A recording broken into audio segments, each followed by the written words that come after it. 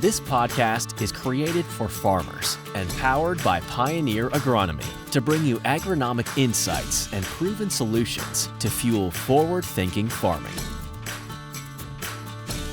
Good morning and welcome to the November 20th edition of the Pioneer Agronomy podcast. I'm Brian Shrader, agronomist on the east side of the state of Indiana, joined by my co-host Ben Jacob from southern Indiana. Good morning, Ben. Good morning, Brian. How are you? Pretty good. Harvest is it is finished up. I did see somebody shelling corn yesterday, but it's about the last field in the countryside. So things are kind of changing a little bit, Ben, and I think that's maybe the topic of the conversation today is looking at all those yield results and trying to evaluate things. Curious, I guess, is there anything still yet to be done in your part of the world? Is everything all done and equipment put away? Yeah, there's a little bit of corn still out, I noticed over the weekend, but to be fair, that corn will likely still be there in January as well. I guess it's one of those situations where field storage is the cheapest storage for some folks. But you know, Brian, I think it's a good thing to talk through kind of a retrospective on the year. It's been an odd year. In fact, it's still an odd year. You know, here we sit towards the end of November, and you know, I'm still getting sweet peppers out of my garden, which is just insane, you know, that we have that sort of weather. Now that seems like it's going to shift, and we have recovered a little bit on rainfall recently, but you know, it's been a unique year. And with that, you know, as we were talking off air, you know, we thought maybe we'd talk about some of the considerations, right, for making accurate decisions on your farm. Yeah. Well, and making accurate decisions is always important, Ben, but as we've talked about on the podcast, and certainly I know as you and I have gotten around and talked to customers, maybe a little bit finer look at things is the way to put it this year with the situation with commodity prices, profitability. There's a lot of things folks have been doing over the last several years that they felt like they've gotten a yield boost from. But now you really have to look at that with, you know, some pretty specific eyes to try to decide, is this really worth the return on investment? And so I think talking a little bit about some of the statistics, if you will, in order to figure out how to properly evaluate, you know, you and I obviously spend a lot of time this time of year evaluating hybrids and varieties, but much of what we'll talk about today can be considered for, you know, micronutrients or biologicals or many of the other things that folks are considering or have done in the past. And so I think it's important to at least give folks some little bit of guidance or our opinions maybe on how to evaluate some of that data. Yeah. Yep. So I think maybe the easiest spot to start is just side by sides across your farm. So let's say, Brian, you tried a new product from whoever, it doesn't matter. You split it with a product, you know, and you know you like, and you just did one field, and new product was, let's just say, 6 bushels off old product across that field in this year. So you have one comparison of it. That means new product's junk, never plant it again, right? Well, no, not necessarily, Ben. You know, that's the thing. I think one of the things I find always really surprising is that while one location, especially locally for you, especially if you know the farm, provides some level of understanding, on the other hand, from a statistical standpoint, what we really need to do is go beyond just our own farm and look out there in order to have 90% confidence that 6 bushel was real. We need to have 30 locations of that. So whether that would be 30 strips on your own farm or yourself and a combination of other growers in your area, or even a larger geography, that's how you get confidence, is more trials. And so when we're evaluating 2 products, 30 locations, and frankly, I like to see the number of times that the old product, let's say, got beat by the new product. I like to see at least 2/3 of the time that's doing that. So 30 locations, 2/3 of the time, that's a pretty convincing number to tell me that yes, that 6 bushel was real. But at 6 bushels, I've got to have 30 locations to have 90% confidence. Yeah, and I think the thing to keep in mind is if you're looking at one location year to be more specific, and you see that 6 bushel difference, it's a 50-50 basically Yeah. whether you're going to make the right decision to pick the right product. So, while we're on the topic of strip trials or split planters, side by sides, whatever you want to call them, I think that it's important to understand that map that gets drawn on your John Deere Op Center or whatever you're using that tells you product A, product B, and this is the yield difference between them. It's cool to see in real time, but there's a lot of noise in that, right? And so if you truly want to make the right decision and understand, especially if you're getting down to just a few bushels, I mean, on a yield monitor, that's kind of hard to see show up sometimes, and whether that's real or not, who knows? So if you really want to see the difference between products or whatever you're trying on your farm, you have to weigh them. I mean, to get any real results, you absolutely have to weigh them. I know that you know we've done some trials in the past and analyzed a bunch of data across a number of years, and it looks like about half the time, looking at the summary, that yield monitor data was within 3% of weighed data. Yeah. Right, so we're not batting 3%. What's 3% of 250 if you're looking Yeah. at some decent corn? So Yep. there's a lot of noise in there too, and I also think we still have some remnants. I run into this every now and then where, okay, we've got a 16 row planter split in 8 and 8. We've got a 12-row corn head, Yep. right? And so you get that really makes the rendering on the map Yeah. pretty tough to make sense. And so with that situation, you absolutely have to. You just have no idea what those products are doing unless Right. unless you weigh them. Yeah. And, taking this kind of to the next logical step, as I mentioned, in the introduction, you and I think a lot about hybrid and variety comparisons, but obviously with other treatments, whether it's fungicide or whether it's biologicals or micronutrients or things like that, the same numbers uh, work. I mean, it's still, if you're seeing a 7 bushel yield difference, uh,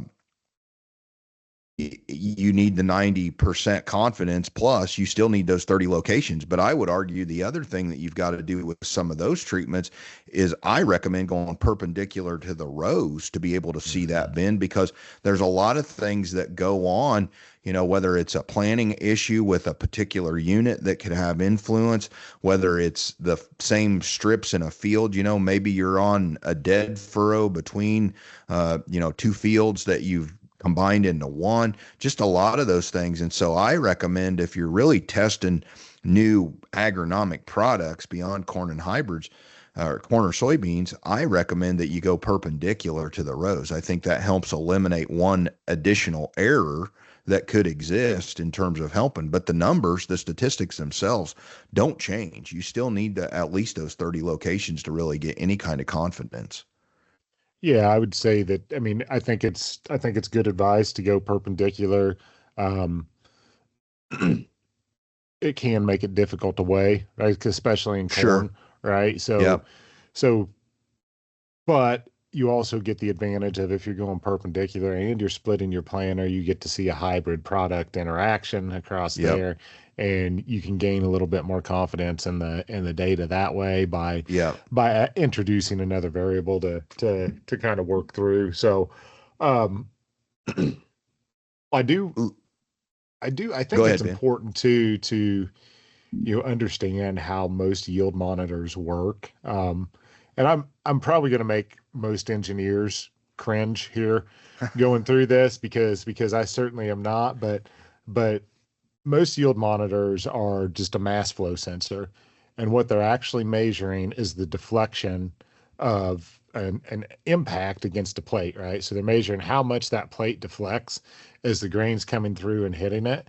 So a denser sample is going to have more of an impact at the same weight, right? So it's the difference Yep. between getting hit with a pillow and getting hit with a rock, Yeah. right? There's a huge difference between those two. So it's one of the things that makes it really difficult to compare products with that, is because if you have any variability in test weight, which presumably you do, um, that's gonna impact how that grain monitor yields. Now, a lot of times guys will say to me, well, across the scales, it all balanced out. Everything was the same.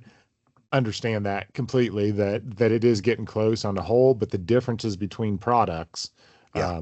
are really hard to tell. And the same thing, like with you're doing perpendicular for fertility or whatever, higher managed corn, healthier corn tends to have higher test weight Yes. than corn that's not managed as well, right? So just keep that in mind. If you're doing perpendicular and you're going across the field and you get to that yield difference, it may be exactly what it shows on the monitor, right? But there could be a difference in test weight and grain density that's going to impact how that yield monitor is reading.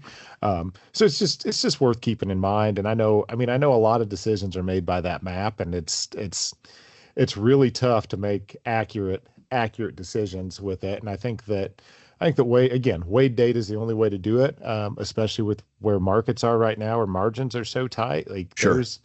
you can be making decisions the wrong way, and deciding to decide, everything. It's, what does this product cost me? $15 an acre. Well, what's 15 bucks an acre to you this Yeah. year, especially if you're making the decision the wrong way, right? Spending Yeah. that to not get a return is not a position that anybody wants to be in.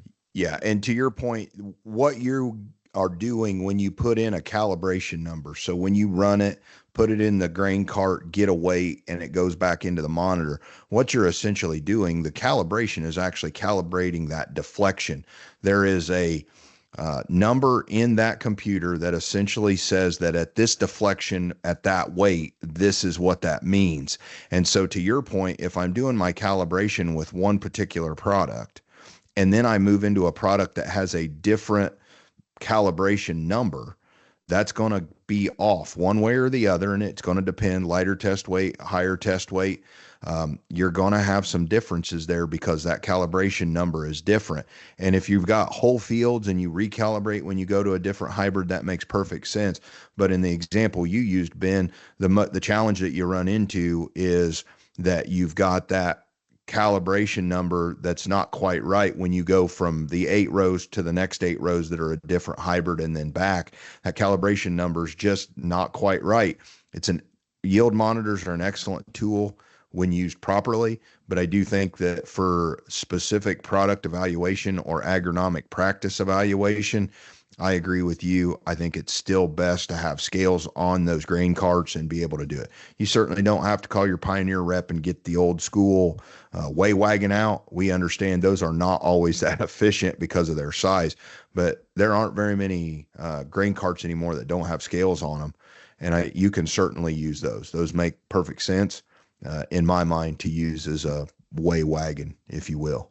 Yep, for sure. You can get them pretty close. So, um, I think, Brian, maybe in my mind, there's really only one other. Well, I mean, we could go forever on data and Sure. data quality, but like as far as practical consideration, um, 1 year of data is is pretty challenging Yep. to make a decision with, and that becomes, you talked about the 30 reps, and I agree with that, then having 30 locations to get that confidence interval up. But man, how many years are going to look like 2024 did? How many? I mean, Yep. that the environmental stresses we had this year were pretty unique. And I don't know that maybe we do see that more frequently. Maybe we do see more years where we go 60 days without rain to wrap up the season. But typically that's not the case, especially in southern Indiana. We tend to have a pretty wet August, a Yep. lot of the time. And this year we just didn't.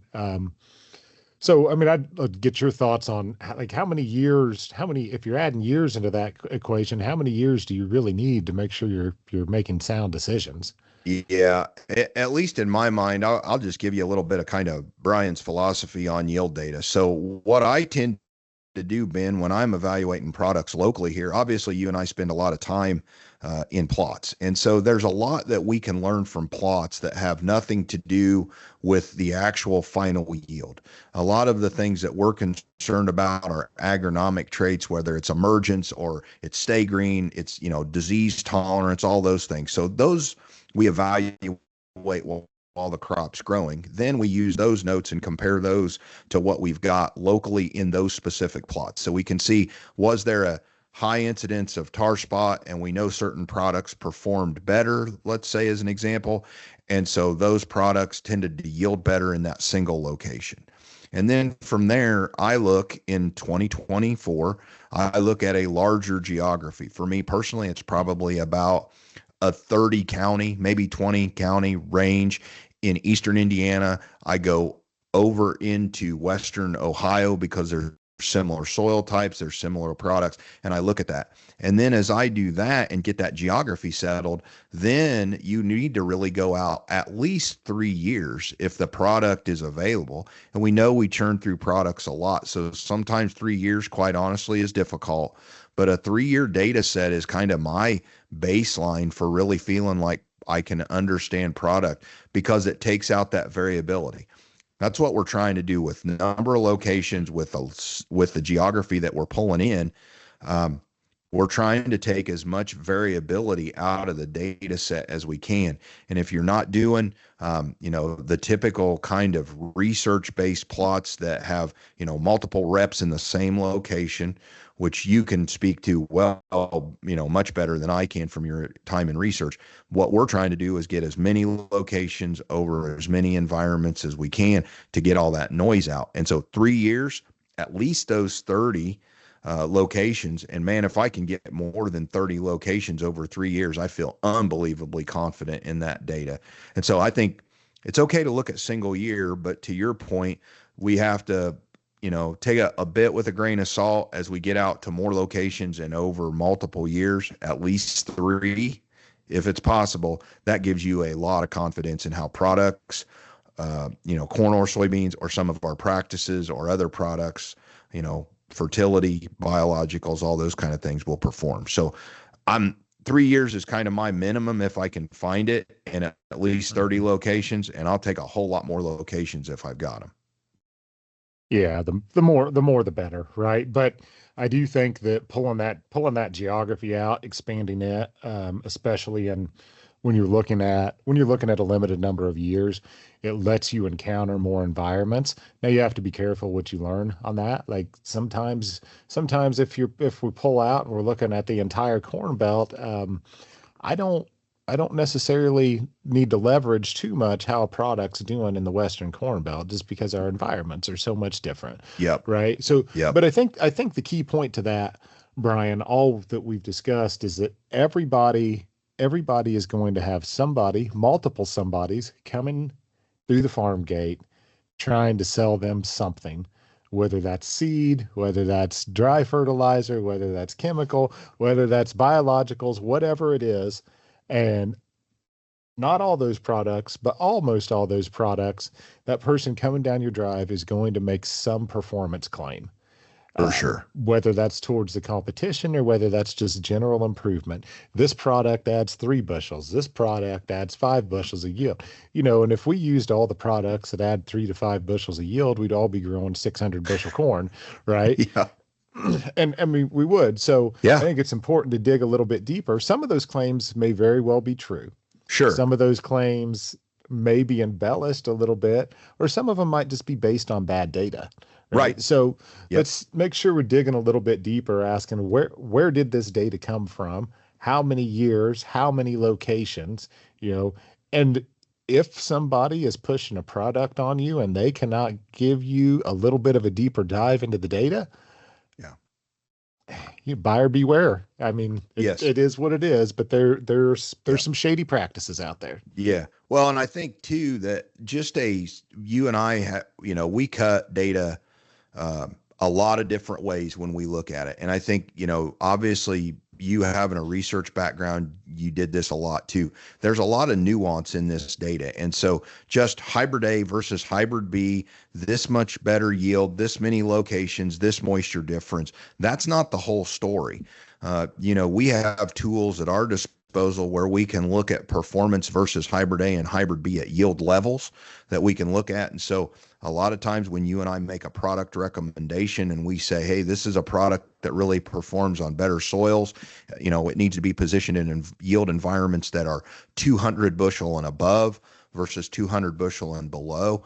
That's those deeper dives into the data that we're able to do. We're not the only ones that do that, but those are some of those questions that if you've got something that seems like it's being really profitable to you, those are some of the deeper dives that maybe you have to go into to try to clearly understand, where does this product really work? Whether it's corn, soybeans, or another product, they don't always work equally well at all yield levels. And I think that's something else that we sometimes lose sight of. We see the map like you talked about, or we see a report, and it's got one line for a product comparison. There's a lot more data that you can pull out and look at to try to clearly understand where and when performance for one particular product is better. And so, that's not everybody's got that ability. We certainly do. And that's an important part of our evaluation when we look at products. Yep, absolutely. And I think the ability to tie that back in with the observations we've made throughout the growing season to really nail down that placement. So it's one thing to look at data as it comes in on a computer. It's another thing to be out there touching and feeling and seeing the product throughout the year to really refine that placement and where it goes. So in many ways, when I'm looking at products, the data is a confirmation of what I'm seeing in the field. Right. Yeah. So we already have that placement kind of narrowed down. And there's just some things like a product may look like it performs very well, right? Maybe it's got some scary roots, or maybe it cannibalized itself too aggressively this year that we want to refine the placement a little bit on that. It doesn't mean that it's not a fit for that acre. It just means that you have to manage around it. Right. So understanding that combined with the data. So the point in this, and I'm muddling my way through it a little bit, but the point in this is that yield data doesn't even tell the whole story, right? Especially when it comes to comparing products. There's a lot more that you need to know about that product. So be careful out there. There's a lot of claims. There's a lot of claims that get made. I don't know that there's very many people that ever show them losing a plot or not making you money if they're coming. So just make sure you're digging a little bit deeper. Some of it's real, some of it's probably not. Yep. Maybe the last thing to touch on, Ben, and we'll kind of draw on your expertise here, I guess. Let's say that maybe I didn't really get the kind of information in 24 that I wanted. I'm looking at 25. I've got these other folks driving in the driveway. Maybe I've bought just a little bit of product. Maybe they've offered me a sample to try to take a look at whatever it is. How do I set up a good plot in 25, knowing I'm probably not going to get the 30 replications, but how do I do everything I can on the plot that I control to ensure that I'm as close to good quality data as I can get? Yeah. So the big thing that it depends on what you're looking at. Let's say you're looking at adding a fertilizer product or something. Let's just go with something in furrow in the planter, whatever that might be, because that's easy to set up. You can still split the planter or do skip passes, do one pass on, one pass with it out. I know it's complicated. But if you have multiple hybrids in there, it's even better. But if you're looking at like products, if you're going to do a true, like a varietal plot or a hybrid plot, even if you think you have a uniform field, like this is a really good exercise to do. Actually, if you said this field is perfectly uniform, weigh combine passes in it, like just to see what the range is. I've seen examples of uniform fields that, you look at the yield monitor, they actually look pretty close all the way across the field, having 25, 30 bushel swings strip to strip. So we have to do something within that to kind of normalize the data when you're looking at a variety trial. Either you do that with a bunch of reps, like we've talked earlier, or you can try and normalize it some with check strips. Yeah. And so you can put a hybrid in, and even within research, you do have diagonal tracks across all those little plots, and some genetic experiments blocked in. I mean, there's a lot of it in there to kind of normalize the data. So use check strips on varietal plots. If you're doing something new from a fertilizer standpoint, I understand that it's difficult to get check strips in with that. I mean, it's a little bit of a null. It's a yes or no if you're skipping every other, but make sure you're going across as many environments as you can with it. I wouldn't do it on just one really uniform field and then decide you're going to apply it to the whole farm based on those results. And then again, like we mentioned earlier, you absolutely have to weigh it, in my opinion. So yeah, it's tough, and it's easy to make the wrong decision, but just don't make any decisions that are going to cost you much money on what you saw something do in the one field right behind the shop. Yeah. Yeah. Try and get it off more locations, and make sure that you do have that negative check-in at the spot without the product, because it's so easy to go put something on an entire field and be like, man, that was really good corn, or that was really good beans, and that must have really worked. You have to have the negative check, right? So Yeah. Yeah. whether The you do that by blocks too, if I mean, split is a pain, but you can do it by blocks. But yeah, it has to be there. Yeah, I think the other thing too I'd add into that, Ben, is make sure that you're only testing one variable at a time.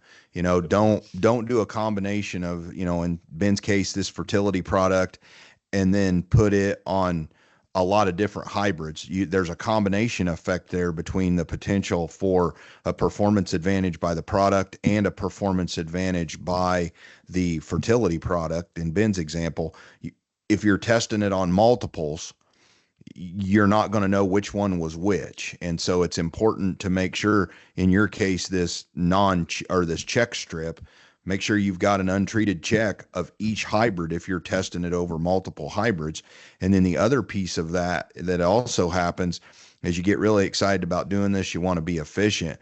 But if you get more than about 10 hybrids or 10 varieties, you're going to lose a lot of the repeatability of this data. And so really be careful of how many things you're testing at one time. 3, 4 hybrids is a really good number to check and look at one time.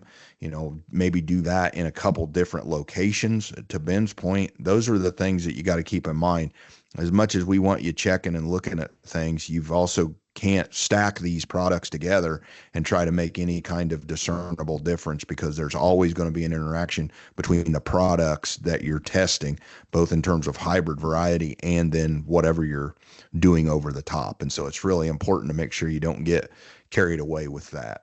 Right. Yep. Absolutely. The zoo plots that everybody Yep. likes to put out that got 35 corn entries in it. Yep.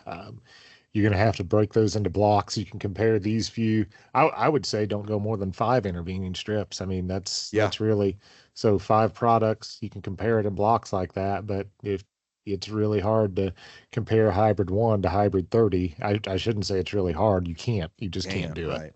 Yeah. So, Well, and then add to that maturity swings. Even if you're comparing those 5, Ben, and 4 of the 5 are, let's say, 108 and earlier in my part of the world, and then you're putting out a 117-day hybrid for that 5th one, you can't make a valid comparison there because there's too much influence from the environment because of those differences in hybrid maturity. So that's the other piece that you need to keep in mind. Keep those hybrid maturities probably within about 5 CRMs, so 5 days of maturity is pretty important to being able to make accurate comparisons. yep, absolutely. Anything else on this, Ben? I think in about 20, 25 minutes, we've covered a lot of data analysis, if you will. Certainly not my high spot, but it's really important And I would reiterate the fact that there's a lot of value that comes from being in plots early and understanding the agronomics and how it will relate to yield. If all you're doing is planting a plot and not looking at it during the season, you're missing a prime opportunity to learn a ton of stuff about these products, whether it's corn, soybeans, or any of these other products that folks are using. If you're out there evaluating, that's going to help you when you do see the yield data in the fall. Yep, absolutely. No, I think this is a good place to draw it off and covered a lot of ground, and hopefully it's a good base. And I think, there's two decisions to make, decisions based off stuff that you've evaluated on your own farm, and that's one process. And then you have to decide if what somebody else is bringing you is true, or if it's convincing enough to make you jump in with it. So hopefully this discussion helps both those conversations and both those decision-making processes. Yeah, for sure. And certainly if you've got questions about Pioneer products and performance, be sure to reach out to your local Pioneer agronomist or Pioneer territory manager. We're in the throes of that as Pioneer employees in the field right now, looking at and evaluating that data. We can provide that to you. The other piece I would recommend is if you're interested in digging into this on your own, go to pioneer.com, go to the product section and look at the yield data that's available there. Plots are there. They're geo-referenced so you can see where they were at location-wise. You can look at that. You can run some summary data. There's a lot of valuable information for folks that want to do this on their own, Ben, right there at pioneer.com. That's right. Yep, absolutely. Yep. Well, Ben, if somebody heard something from you today and they'd like to kind of follow up, or they want to follow along with what's going on in Southern Indiana in your territory, how can they do that?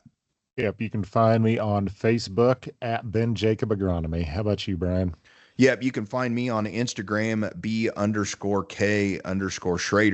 We appreciate you listening today. If you like the podcast or you've got some recommendations, be sure to let us know that. If you give us a thumbs up or a 4-star review on your podcast provider of choice, we'd appreciate that as well. We look forward to talking to you next time. Thanks for joining us. Thank you for listening to this episode from the Pioneer Agronomy team. Be sure to visit pioneer.com/podcasts to access additional episodes and learn more about our extensive on-farm data and innovative digital tools that are fueling forward-thinking farming.